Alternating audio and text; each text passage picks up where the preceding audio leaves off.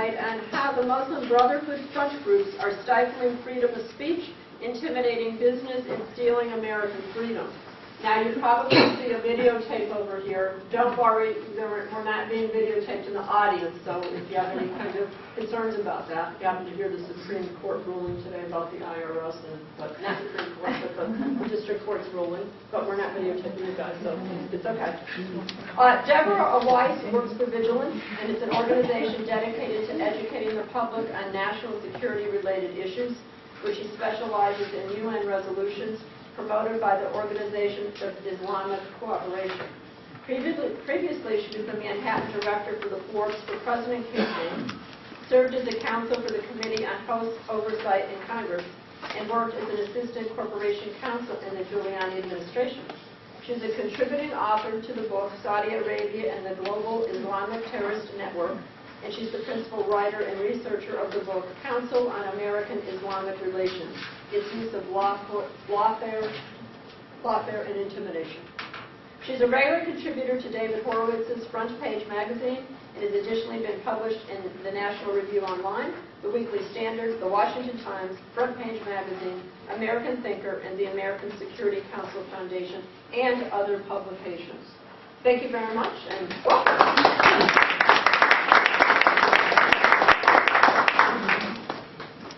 First, I want to thank you very much for inviting me to speak here today.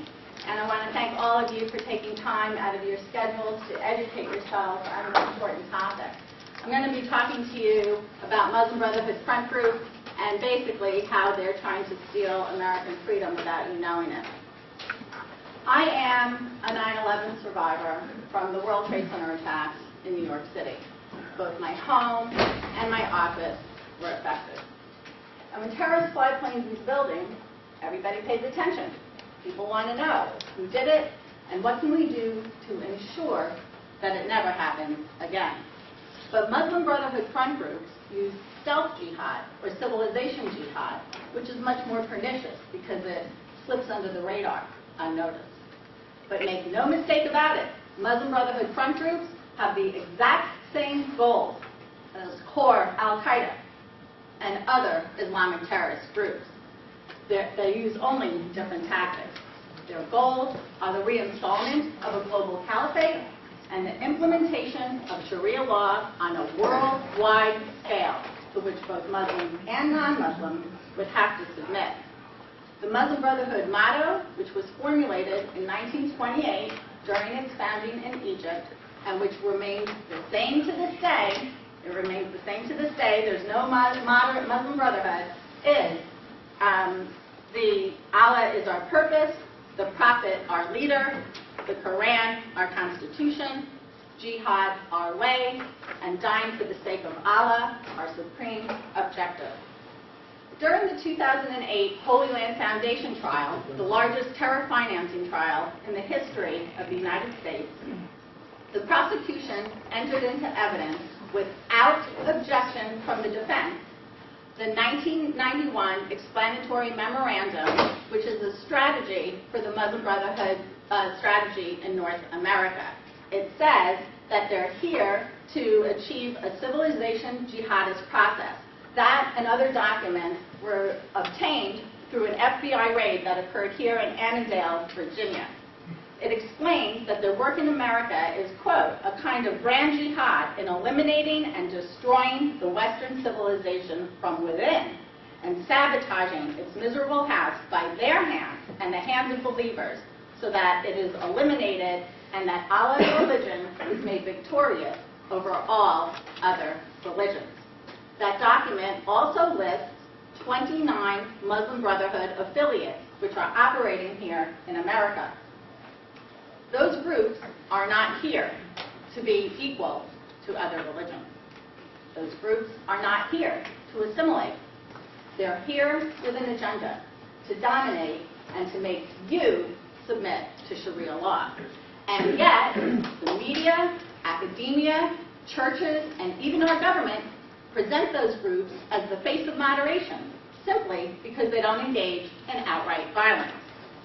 Some of the tactics they do engage in are frivolous lawsuits designed to bleed you dry, infiltration into the government, conducting influence operations, pressuring organizations to cancel speakers, name-calling, you're a bigot or an Islamophobe, reputation smearing, harassment, intimidation, veiled threats, worldwide boycotts of companies, strong-arming, phone, email, and letter-writing campaigns that paralyze companies, deception, misinformation, disinformation, claims of victimhood, and demands for special preferences in the workplace, and lobbying against all counterterrorism efforts in both the legislature and the executive branches. Imagine, if you can, an America where corporations change their products, their package design, and even their own internal production procedures in capitulation to Islamist demands. Imagine an America where prestigious universities intentionally indoctrinate students with false information about Sharia law and Islamist goals, and where public schools brainwash children with textbooks that totally rewrite history. Imagine an America where Hollywood portrays terrorists as anybody except for Muslims, and where TV shows and film producers change their scripts in order to meet Islamist pressure groups. Imagine an America where public speakers, church leaders, prayer leaders, and even congressmen are afraid to express their viewpoints or opinions due to fear of being called an Islamophobic bigot. They can't even ask questions about legitimate critical issues such as Islamic terrorism, Islamic persecution of religious minorities, or human rights violations committed in the name of Islam. But most importantly, I want you, if you can, to imagine an America where government agencies that were designed to protect American citizens in matters of national security voluntarily reduce their own ability to do exactly that, based on advice from Islamists. Islamists who often have no interest or background in American national security. Imagine all of that. I wish I could tell you that the Orwellian picture of America, which I just depicted, will be the future America if you don't wake up soon. But the truth is, the picture I just painted is the America we live in now, but you just don't know it because the media doesn't report it. I'm going to give you a few examples of how of specific things these groups are doing. Most of my examples are going to come from CARE, Council on American Islamic Relations, which, by the way, was also an unindicted co-conspirator in the Holy Land Foundation trial. In 1996, Nike came out with a then new sneaker called Nike Air. A Muslim thought that the logo, the word Air, kind of looked like the word Allah in Arabic. When CARE found out about it, it made numerous demands from Nike, which at first it resisted. But eventually, after being threatened with a worldwide boycott, not only of the sneaker, but of its entire corporation, and they have a large Middle Eastern market, they capitulated on every demand. They made a global recall of all the sneakers that were already on the shelves and totally ate the costs. They changed their own internal production procedures to ensure that future design logos would be, quote unquote, sensitive to Islam, and they consulted CARE when doing so, and they donated tens of thousands of dollars to Islamic mosques, to Islamic charities, to Islamic playgrounds, and they sponsored Islamic events.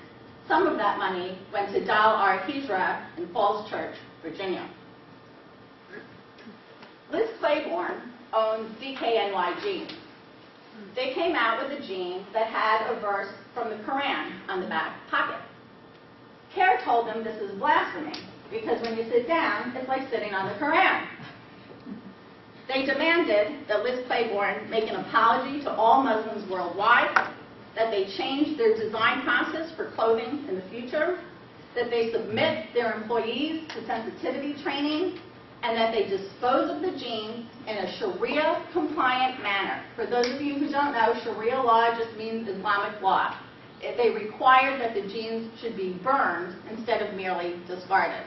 Liz Claiborne capitulated on every single one of these points.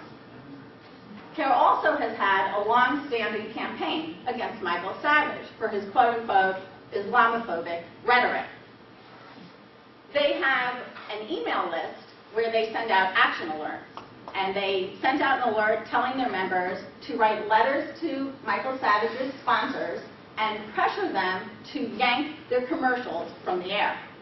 20 corporations pulled their ads from his show, including JCPenney, Geico, Sears, Walmart, Sprint, OfficeMax, and others.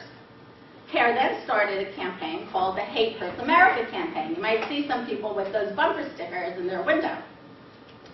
Its target is conservative radio shows, and its goal is to get those shows pulled from the air instead of just countering the viewpoints that are expressed.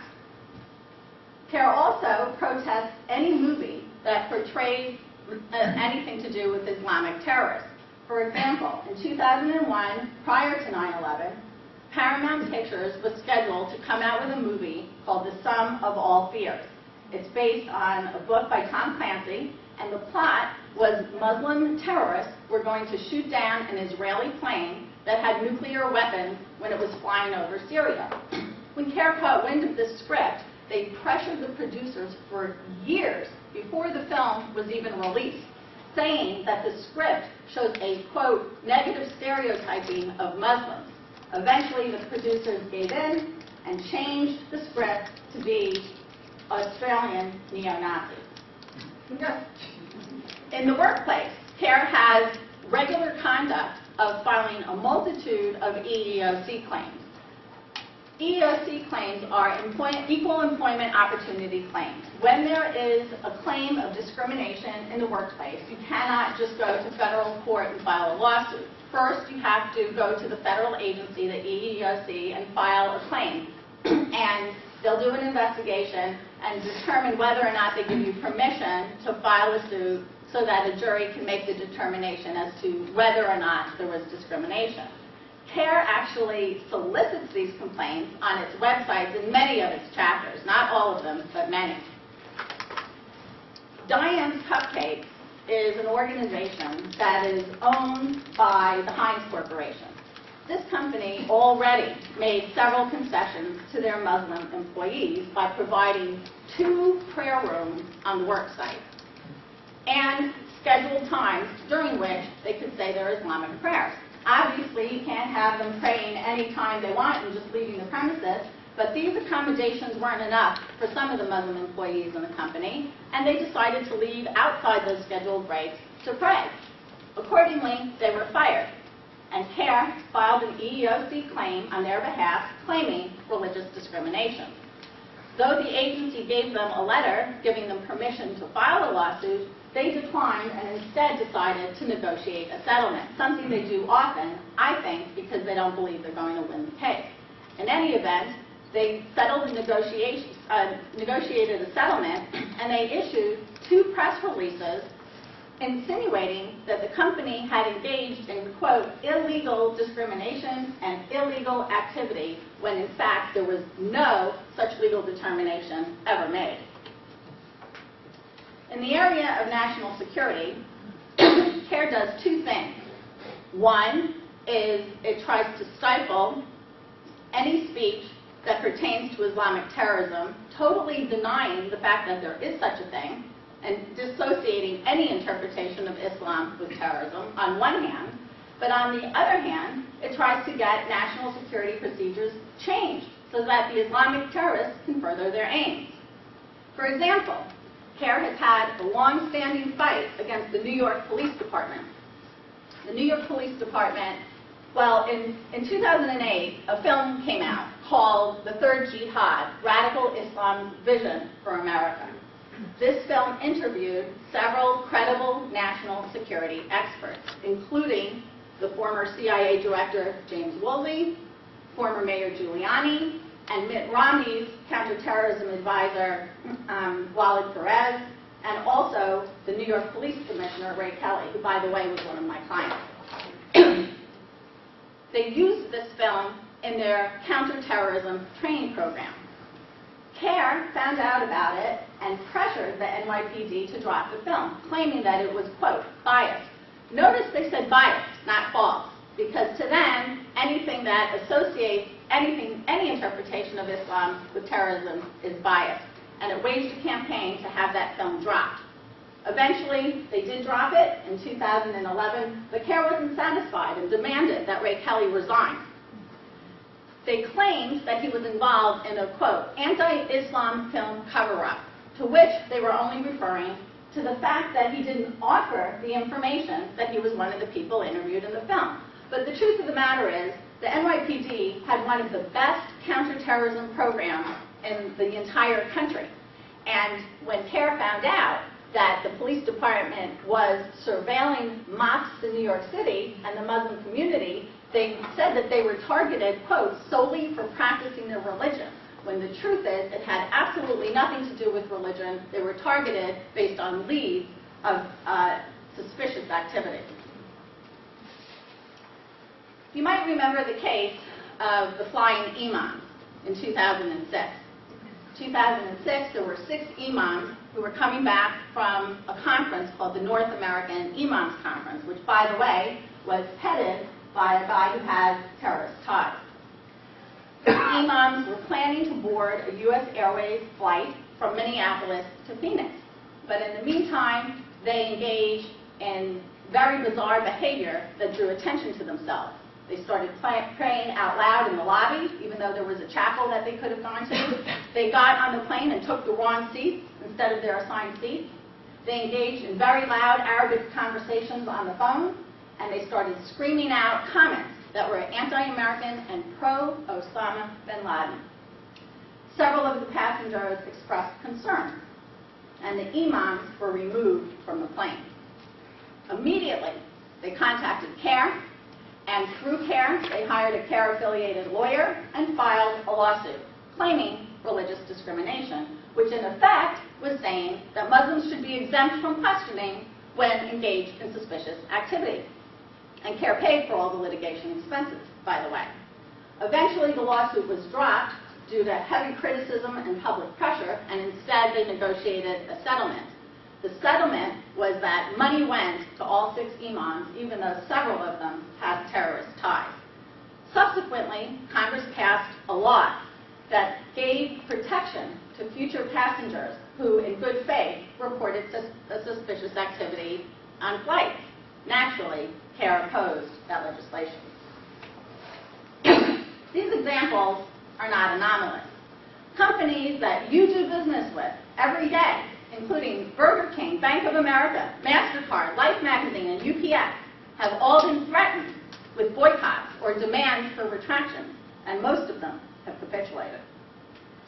Disney, JBS Swift, and Electrolux have been threatened with discrimination lawsuits, and most of them have made concessions, mostly providing Muslims with prayer times and prayer rooms on the workplace.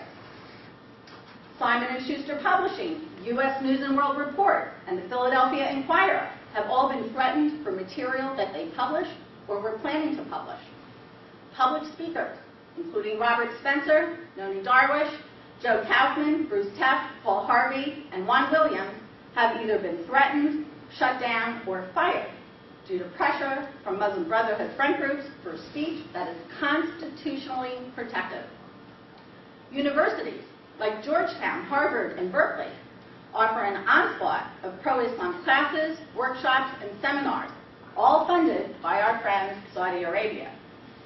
And using your taxpayer dollars, this administration has had the CIA, FBI, State Department, Department of Homeland Security, and Department of Justice totally rewrite their national security and counterterrorism training programs, completely purging them from all mention of Islamic terrorism or Islamist ideology. National security professionals are no longer learning about the goals, motivations, and strategies of Islamic terrorists, but instead are taught to focus on terrorist behavior and, quote, de-link it from the underlying ideology that motivates it. Additionally, while government agencies are bogged down with paperwork complying with CARE's numerous FOIA requests, and while the FBI is busy investigating investigators for Islamophobia, their personnel, money, and time is unavailable to surveil, monitor, and investigate the dangerous activities of Islamists. All of these examples amount to nothing less than influence operations designed to protect Islam from so-called defamation, to Islamize the workplace and other societal institutions, and to undermine American national security. Instead of pandering to Muslim Brotherhood front groups, we should be calling them out for what they are: enemies of freedom who want to subvert the very Constitution they invoke to defeat us. National security agencies should be redoubling their efforts to train counterterrorism professionals in the motivations, strategies, and goals of CARE and its cohorts. The State Department should really designate the Muslim Brotherhood as a terrorist organization. Egypt recently did it. Why can't we? But if not, at the very least, we should strip them of their 501c3 status and force them to become transparent about their foreign donors. Law enforcement, academia, media, and churches should cut all ties with Muslim Brotherhood front groups and stop pretending that they're peace-loving victims when many of their leadership sit in jail convicted on terrorist-related charges. But most importantly, it's critical that we refuse to remain silent on this issue. We are in a war. It's not a military war, even though there's a military component. It's not a war on terror. Terrorism is just a tactic. It's freedom versus tyranny. It's liberty versus Sharia law. It is a war of ideas. The mind is the battlefield, and information is the arsenal. We cannot win this war if we are precluded from having an honest and open debate about the true nature of our enemy, even if it's cloaked in the language of religion. The most important point I want you to take away from this presentation is that there is a network of Islamist organizations intent to steal America's freedom. Using the veneers of political correctness, multiculturalism, and even religious freedom, they use the technique of incrementalism to slowly but surely achieve their supremacist goals. All of you in the audience need to become vigilant. Educate your family, your friends, your coworkers, and your neighbors. Stop those interfaith bullcrap seminars that usually have one of these guys on the panel providing disinformation. If you can, join your school boards because they're changing all the textbooks and changing what history is. Make sure you elect officials who understand these issues and are on the right side of them.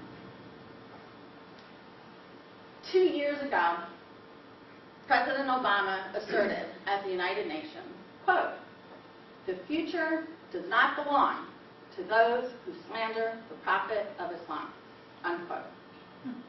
But I'm here to tell you that the future belongs to your children and your children's children no matter what. So, there's only one question that remains, which is, what kind of future will you bequeath to them? Are you going to leave them with an America that celebrates freedom, equality, and human rights? Or are you going to sit on your butt while Muslim Brotherhood front groups quietly steal freedom out from under them without ever having fired a shot? The decision is up to you. Thank you.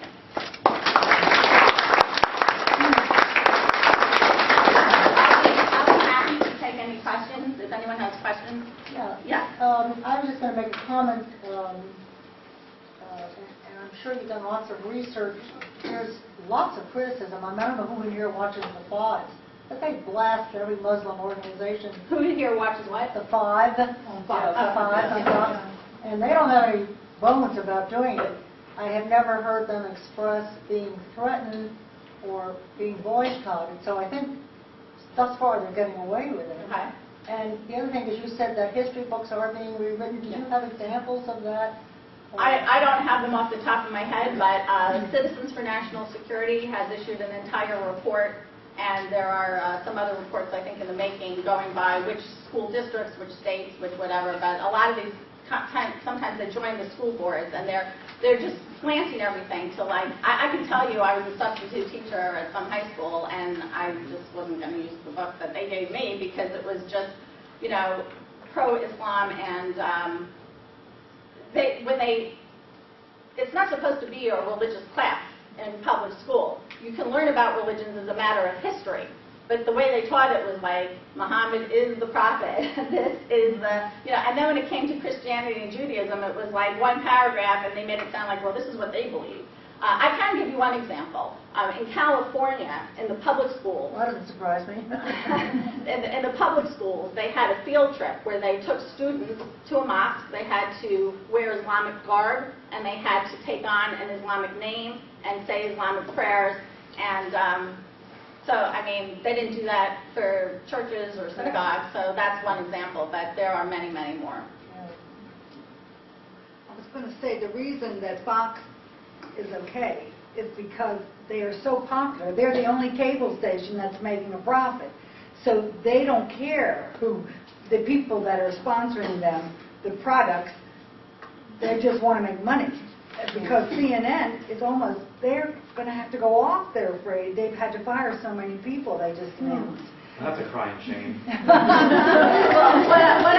wasn't saying that every single person or every single company gets threats. Like knock on wood, so far I haven't. But They're not knuckling under all these companies. pardon? I mean, all these companies you mentioned, they're not knuckling They under. are.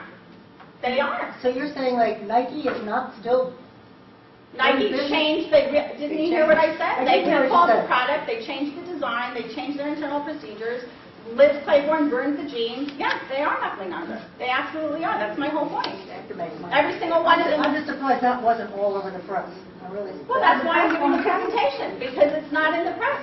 You're not hearing about it.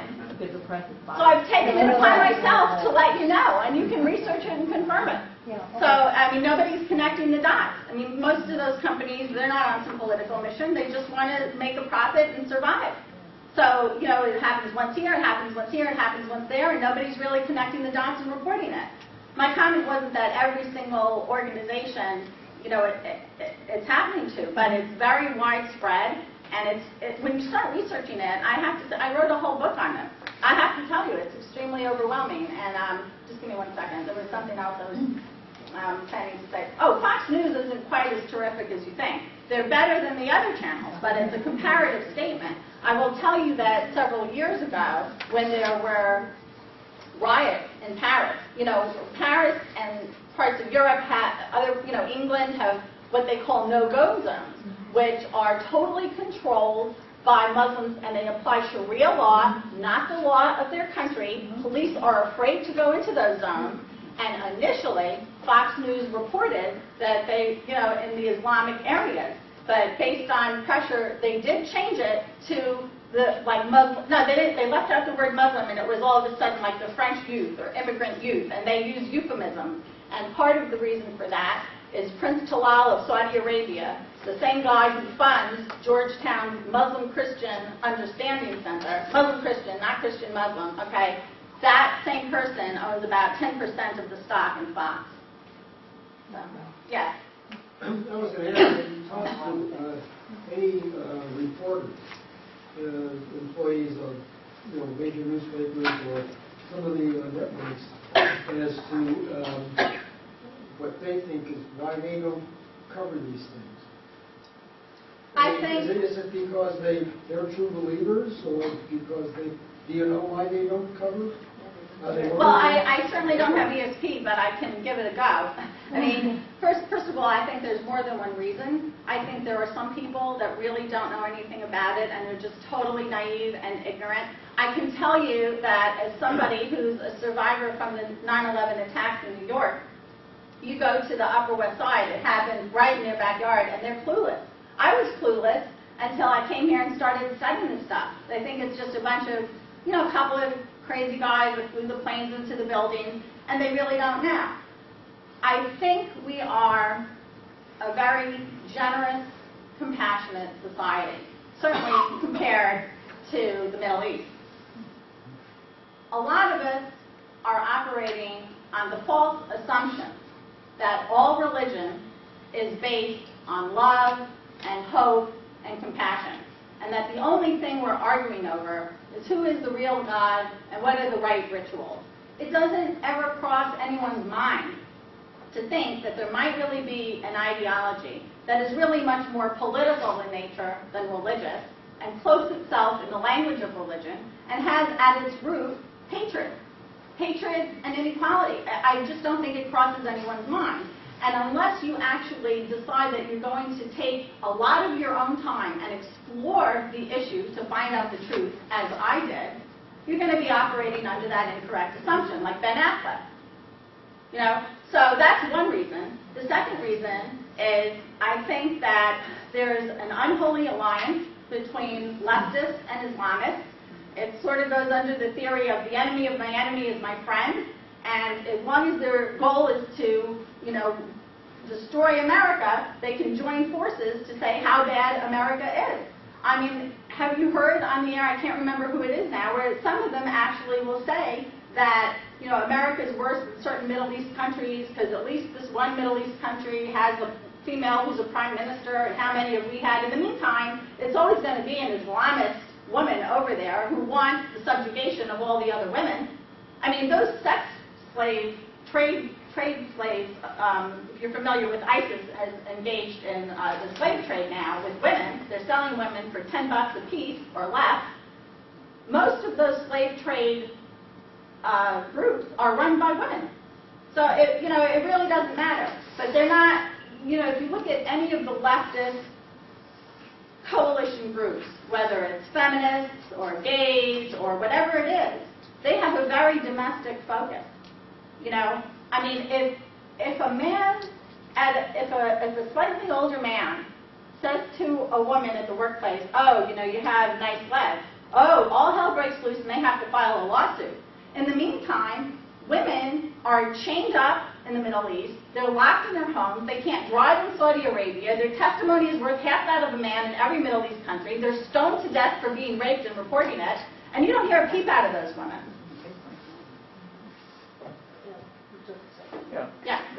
I've been very curious about the American left and its relationship to CARE and others, and the kind of blindness, doublethink. Now, you have said that the American left has a very negative view about American society, and so they're happy to form a coalition with these people. I'm really struck by that the behavior of these Islamic states towards women, they ignore. Can you explain a little further about it? Do you have any further explanation for how the left can ignore the world of Saudi Arabia and so forth? I mean, I'm not really sure what else you want me to say about it. It's just, I don't think I have much more to add. I mean, the ACLU props up CARE all the time, and CARE has given the ACLU a few awards. I mean, do you think CARE stands for equality and freedom? Really? CARE supports Hamas. It supports Hezbollah. Its founding members were from the Islamic Association of Palestine and Hamas, both of which are state-designated terrorist organizations. They are an unindicted co-conspirator found to have been funneling money to the Holy Land Foundation, which is now frozen because it was presenting itself as a charity but found to be funneling money to terrorists. So, I mean, I don't know how I can describe what they're doing, and I gave you my two theses as to the reason, but I can't tell you more than that because obviously I can't relate to it. I believe in real freedom. Yeah, the ACLU-CARE relationship is very interesting. So there are a number of lawsuits where ACLU has supported CARE's position. CARE, they support, I don't know if it was specifically lawsuits, I'd have to go look it up, but they, have events together, they give each other awards, they have their lawyers work together, yeah. Yes? Do you think that there's anything such as a moderate or pro-Western Muslim? Is that possible? You know what? I'm going to part with some people who work on this issue, and I'm sure I'll be slammed for it, but the answer is yes. And I know a few. So I want to make the distinction between Islam and Muslims. In America and in the West, we tend to identify by our nationality. You know, whatever gender, religion you are, most of us, I think, in this room would say we're American, and that's what binds us together. In the Middle East and in Africa, that's not how they identify. They identify by their religion, by their tribe. They have a different way of what they consider their identity. So I have met people, not very many, but I do believe there are more people who identify themselves as Muslim. But you know what? They don't want to live under Sharia law any more than you or I do. The number one, you know, President Obama is so disingenuous, as I'm sure you already know. But you know, when he gave his speech about ISIS, saying that ISIS is neither Islamic nor a state. It's called the Islamic State, but it's not Islamic and it's not a state, right? Showing that he, first of all, knows nothing about this issue, and I could give a whole little speech about that comment. And then he said, oh, and Muslims are the biggest victims, which is very misleading. Sure, Muslims are the biggest victims, but which Muslims? The Muslims that don't comply with the strict interpretation of Sharia law. It's the Muslims that want to eschew the violence. It's the Muslims that do believe in free speech. It's the Muslims that believe you should have the freedom to choose your religion, including converting to a religion and leaving a religion. Those Muslims are the ones who are slaughtered by ISIS, by Al-Qaeda, by al-Nusra, by Hamas. Those are the Muslims that are slaughtered. They still consider themselves Muslim, but they're not Sharia compliant. They're not you know, you can practice it. Like there's a guy I know who he considers himself religious, or says he is, and he believes in separation of mosque and state. You know, well, maybe I should backtrack for a minute. For any of you who don't know a lot about Islam, let's put it this way. I'm not going to be one of the people. A lot of people do say, oh, it's all Islam. But what I will tell you is it is the authoritative interpretation. All of the authoritative interpretations of Islam are like 70, 80, 90% in agreement on the main things.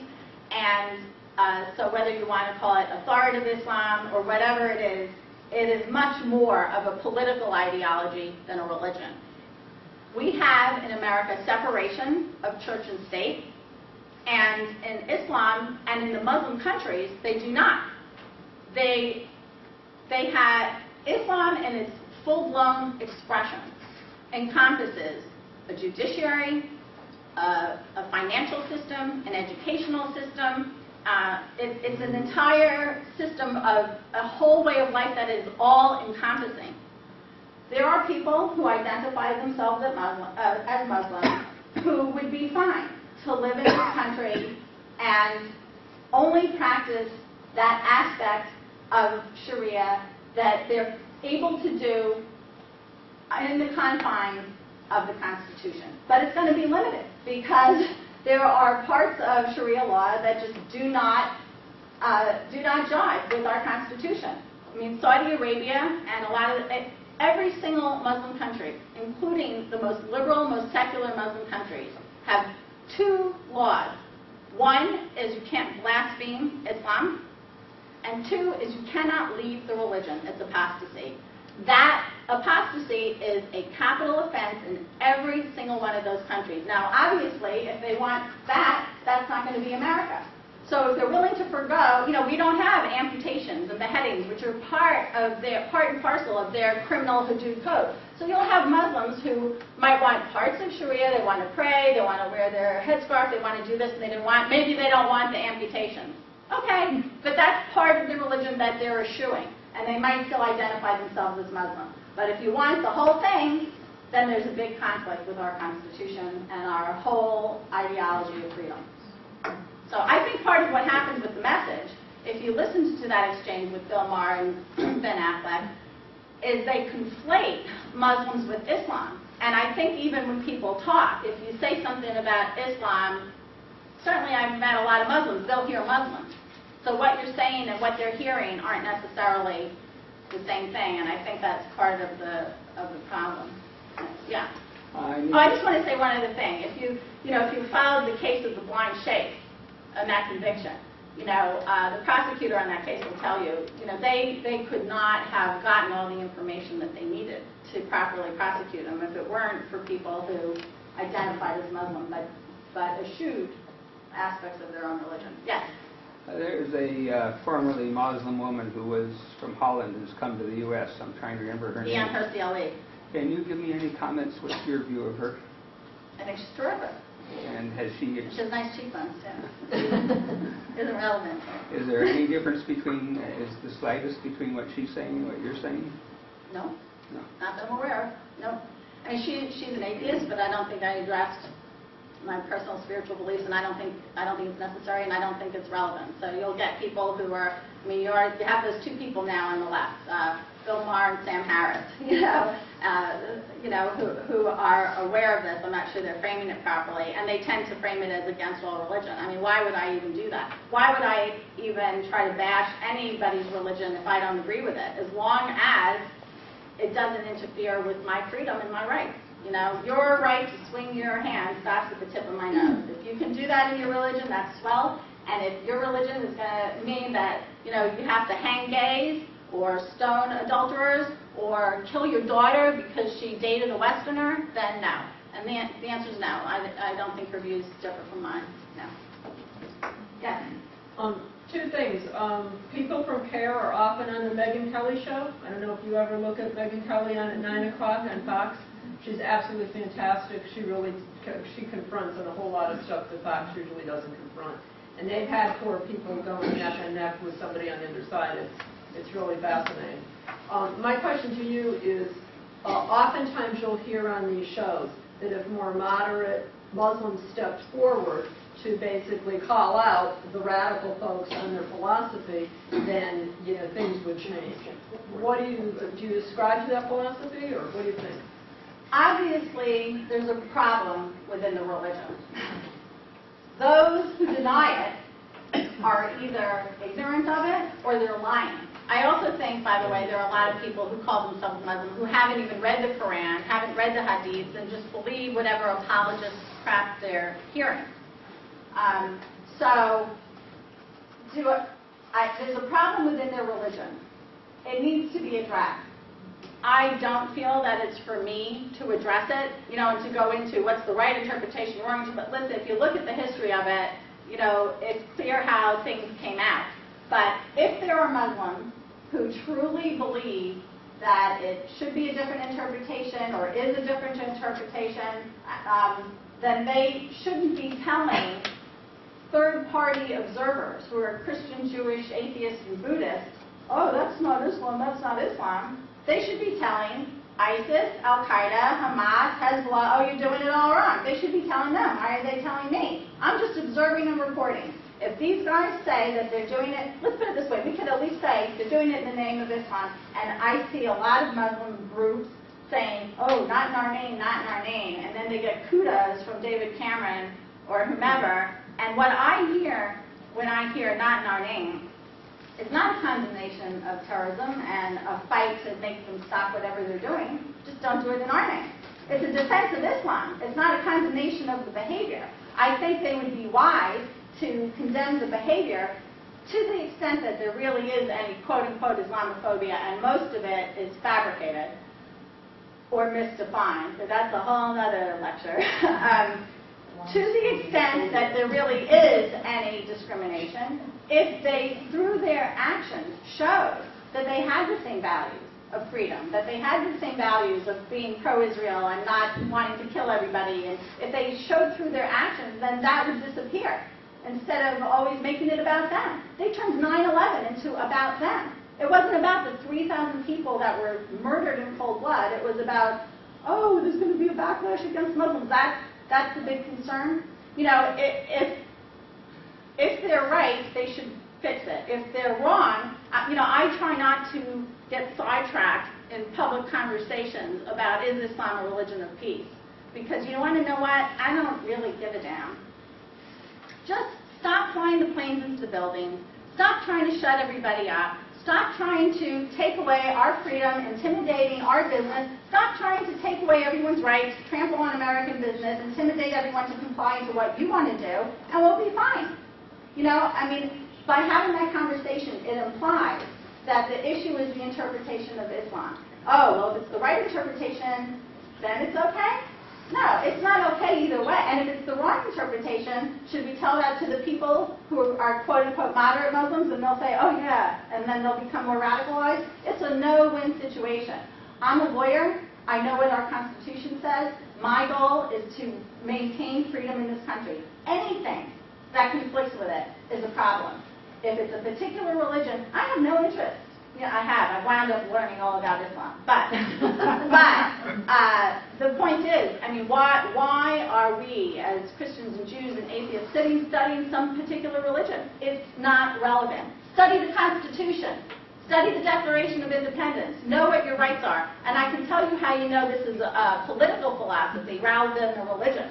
You know, if you're any religion, you're free to practice it.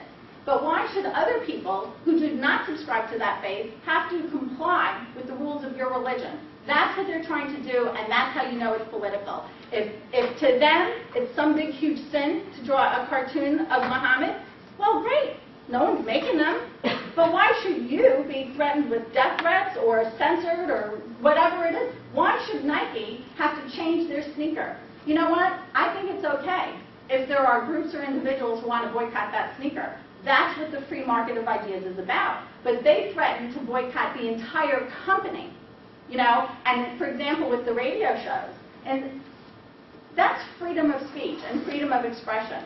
They are totally free to have their own radio shows, their own podcasts, their own articles, their own blogs, saying, oh, you know what? I didn't really agree with Robert Spencer or Pamela Geller. I didn't really agree with Michael Savage or Glenn Beck. But they don't want to do that. They want to shut down the debate. And it has two purposes. One is it makes you comply with their religion on the issue of blasphemy laws. And two is it keeps you in the dark from knowing what's really going on in matters of national security. Because if you can't talk about Islamic terrorism, how are national security professionals going to come up with a strategy to defeat it? The young people in those organizations don't even know it exists.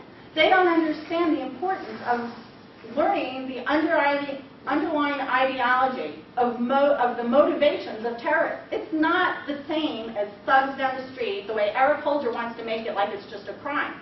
We're in a war. Terrorism is not the same as an isolated thug down the street who should be tried and locked up. It would be like saying we're fighting Russia and not understanding that we're fighting communism. You need to know, if you want to catch terrorist acts in the bud, instead of waiting until after they happen to prosecute them, you need to understand what is their motivation, what is their strategy, what are their values. And they're stopping the conversation to keep the war fogged.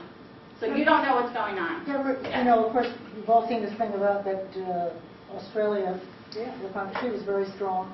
Last night, the Prime Minister of Canada said it's terrorism, and yet we can't seem to say that. That's right. What is that? It's political correctness. You know, it's political correctness.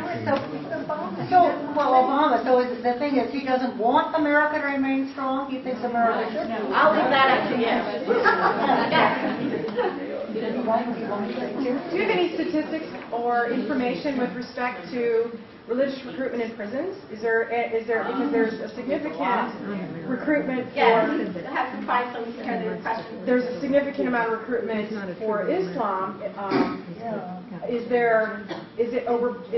Are there more people recruited for Islam than perhaps, converting Christianity? I think there are. I don't know the specific statistics for that, but I can tell you that part of it, there's an example of how ACLU helped.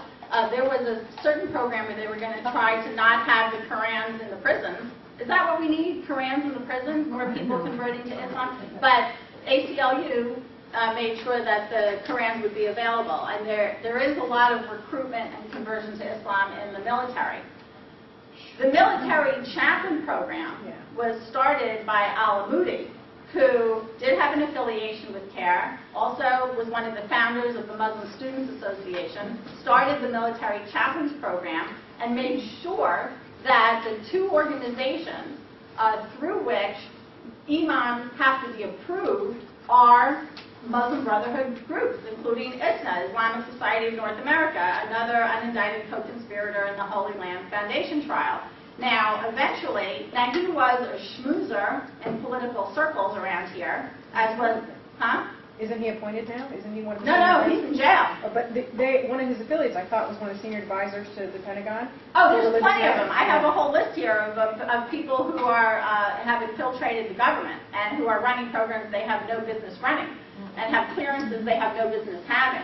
But Moody used to be a political operative around here and was a big schmoozer. Eventually, he was caught and indicted and jailed on a 23-year terrorist-related charge.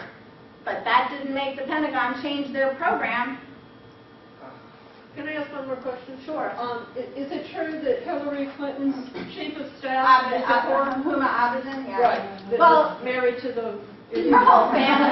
Her whole family. Is she married to the guy that did all the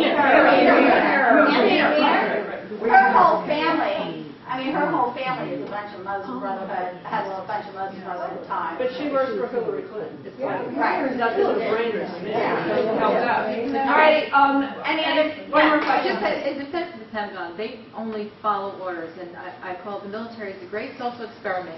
They can deem whatever it is militarily they have to do, military, they have to accept this, they have to do this, they have to do that, and they do it.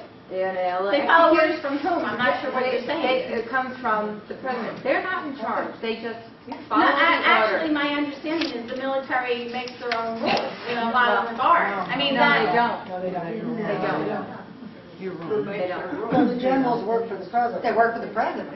Generals in the army. They are mandated. They are told what they At the have pleasure of to the president. incorporate. They are told when they have to put this on post. They are told when they have to have a program, even if they can't afford it. Okay, well, the program Everything is that was mandated erected. from the not the military side, but from, I guess, political appointees who get important positions, and they decide they have an ideation of Oh, what I they wasn't want. saying it was specifically the military side. All I know is that the Pentagon came up with this program that was implemented by Moody, and whomever is the one that makes the decisions on that, when the guy is sent to jail on a 23-year conviction, don't you think you should take a look at that and maybe change it? Whomever it is, it still remains there. Well, I'm just saying, they don't have that option. They are required to execute what they are told they have to do. They do have the option to As resign. in the soldier, or in Navy. I'm not saying it's the You know, soldiers. what I'm saying is down within the active military, okay? You have a Pentagon that has a lot of civilian, a lot of people who have their own ideas. They haven't been in the military. I'm not saying it's the soldiers. Okay, right. I'm not But saying all I'm saying is that, we have to say, these are officials, okay? Officials of the Pentagon deem these kind of things. Oh, Okay. I thought that was a given. I'm not talking about the soldiers. Soldiers don't make policy. Yeah. I know I that. said exactly. Oh, I know that, and I assume They're not going to everyone not do it, okay? If they're told they have to do it, they will do it, okay? Right, but the policymakers have a choice, and they made the wrong Right. choice. So no, I didn't mean it was the soldiers. Yeah. I just assumed And, people. there are political appointees, a lot of this. It's not like, we get to elect someone to do to. Right. Thank you, Margaret. Okay. One more question, Pauline? Yes. Could you please explain Takia and how they use it in order to misinform? Sure. So they say there's no compulsion in religion, and what does that mean? First, you have to invite them into your religion. It's called Dawah. It's basically propaganda. I call it propaganda. It's Islamic evangelizing, asking them to convert. If they say no and they're Christian or Jewish, you give them the option of paying the jizya tax, which is a poll tax that shows that they're submitting and they can live in that country by the second-class citizens. And if they opt out on that, then you can kill them. So see, you do have choices. You do have choices in life. And one of the things that, it's a Judeo-Christian value, to be honest, but in Islam they have two concepts. One is called taqiyya, which is lying for the sake of the religion. If it's to further their cause, it's not only acceptable, but it's considered commendable. And the other one is called kitman, which is the omission of something for the same reason. So it's sort of like when you say, half the truth is a whole lie, that kind of thing. So you have a lot of that operating. So I think some of our political officials in Congress when they hear these guys, they just listen to the words. The words might mean something different to these groups than they mean to us. They're also very naive. They don't explore any of the information. They just take things at face value, and that's why things are going the way they're going. So, but I hope you'll become I really hope you'll become a little active. I totally realize that most of you, you have your families, your jobs. You can't devote all of your time to this issue, the way I do or the way some other people do. But it's so important. I think there's just not enough people that know about it. When you start studying it, it's so overwhelming. It's having such a big influence. And we have a tendency to sit on our butt and be complacent. Freedom, if you look around the world, is an exception. And if we lose it, it's not going to come back. So if you could just do one thing a week, bring a friend, send an article, or pick a target. I mean, there are so many churches that, Takia, a good example of that is a lot of these quote-unquote interfaith dialogues at churches. And they'll often have somebody who is from one of these groups telling you, oh, this has nothing to do with Islam, this is not, or for example, Georgetown is having a seminar in like a week or two, I just got the notice, so they can tell you how, well, gee, Muslims believe in Jesus too. They're just like you. They believe in Jesus. Of course, what they believe about Jesus is couldn't be more different than what any Christians believe about Jesus. But they, if you target, just pick something. Like I heard a woman whose church was having these I call them interfaith bullcrap seminars, because that's what they are. And, I mean, the purpose of them, they were started mostly by Muslim Brotherhood friend groups, who are doing it to brainwash people and disinform them. People who come to seminars who in good faith want to learn more, and they're given purposely incorrect information, right? She tried to talk to her pastor and got nowhere.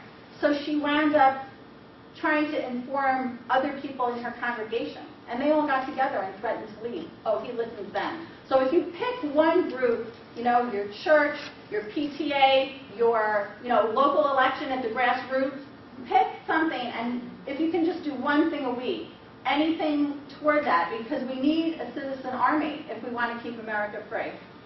Thank you, Deborah.